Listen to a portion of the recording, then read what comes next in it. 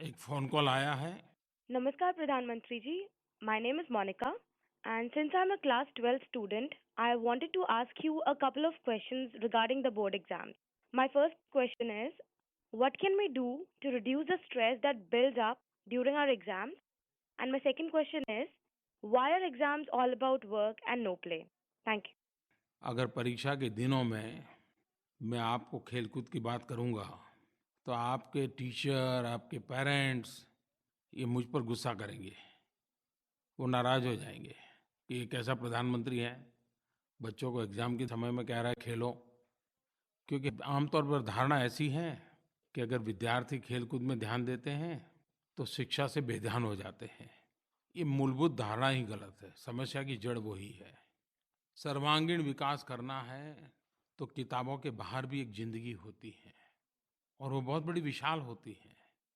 उसको भी जीने का, सीखने का यही समय होता है। कोई ये कहे कि मैं पहले सारी परीक्षाएं पूर्ण कर लूं, बाद में खेलूंगा, बाद में ये करूंगा, तो असंभव है। जीवन का यही तो मोल्डिंग का टाइम होता है। इसी को तो परवरिश कहते हैं। दरअसल परीक्षा में मेरी दृष्टि से 3 बातें बहुत ज़रूरी हैं। प्रॉपर रेस्ट, आराम। दूसरा, जितनी आवश्यक है शरीर के लिए उतनी नींद। और तीसरा, दिमागी एक्टिविटी के सिवाय भी शरीर एक बहुत बड़ा हिस्सा है, तो शरीर के बाकी हिस्सों को भी फिजिकल एक्टिविटी मिलनी चाहिए। क्या कभी सोचा है कि जब इतना सारा सामने हो तो 2 पल बाहर निकल के ज़रा आसमान में देखें, ज़रा पेड़ पौधों की तरफ देखें, थोड़ा-सा मन को हल्का करें। आप देख लिए, एक ताज़गी के साथ फिर से आप अपने कमरे में अपनी किताबों के बीच आएँगे। आप जो भी कर रहे हो, थोड़ा ब्रेक लीजिए। उठ कर के बाहर जाइए, किचन में जाइए, अपनी पसंद की कोई चीज़ है ज़रा खोजिए, अपनी पसंद का बिस्किट मिल जाए तो खाइए, थोड़ी हँसी-मज़ाक कर लीजिए। भले 5 मिनट क्यों ना हो, लेकिन आप ब्रेक दीजिए। आपको महसूस होगा कि आपका काम सरल होता जा रहा है। सबको ये पसंद है कि नहीं मुझे मालूम नहीं, लेकिन मेरा तो अनुभव है। ऐसे समय डीप ब्रीथिंग करते हैं तो बहुत फ़ायदा होता है। गहरी साँस, आप देखिए बहुत रिलैक्स हो जाते हो। गहरी साँस भी लेने के लिए कोई कमरे में फिट रहने की ज़रूरत नहीं है। ज़रा खुले आसमान के नीचे आएँ, छत पे चले जाएँ, 5 मिनट गहरी साँस लेकर के फिर अपना पढ़ने के लिए बैठ जाएँ। आप देखिए शरीर एकदम से रिलैक्स हो जाएगा।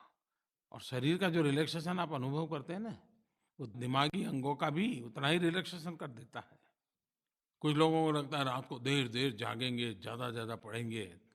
जी नहीं, शरीर को जितनी नींद की आवश्यकता है वो अवश्य लीजिए। उससे आपका पढ़ने का समय बर्बाद नहीं होगा, वो पढ़ने की ताकत में इज़ाफ़ा करेगा। आपका कॉन्सन्ट्रेशन बढ़ेगा, आपके ताज़गी आएगी, फ्रेशनेस होगा। आपकी एफिशिएंसी में ओवरऑल बहुत बड़ी बढ़ोतरी होगी। मैं जब चुनाव में सभाएँ करता हूँ, तो कभी-कभी मेरी आवाज़ बैठ जाती है।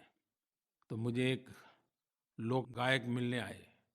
उन्होंने मुझे आकर के पूछा, "आप कितने घंटे सोते हैं?" मैंने कहा, "क्यों भाई, आप डॉक्टर हैं क्या?" "नहीं, नहीं," बोले, "ये आपका आवाज़ जो चुनाव के समय भाषण करते-करते खराब हो जाता है, उसका इसके साथ संबंध है। आप पूरी नींद लेंगे तभी आपके वोकल कॉर्ड को पूरा रेस्ट मिलेगा।" अब मैंने नींद को और मेरे भाषण को और मेरी आवाज़ को कभी सोचा ही नहीं था। उन्होंने मुझे एक जड़ी-बूटी दे दी। तो सच में जो हम इन चीज़ों का महत्व समझें, आप देखिए आपको फ़ायदा होगा। लेकिन इसका मतलब ये नहीं कि बस सोते ही रहें, लेकिन कुछ कहेंगे प्रधानमंत्री जी ने कह दिया है अब बस जागने की ज़रूरत नहीं, सोते रहना है। तो ऐसा मत करना, वरना आपके परिवार के लोग मेरे से नाराज़ हो जाएँगे। और आपके अगर मार्कशीट जिस दिन आएगी तो उनको आप नहीं दिखाई दोगे, मैं ही दिखाई दूँगा। तो ऐसा मत करना। और इसलिए मैं तो कहूँगा, P for prepared and P for play. जो खेले वो खिले। The person who plays shines. मन, बुद्धि, शरीर, उसको सचेत रखने के लिए ये एक बहुत बड़ी औषध है।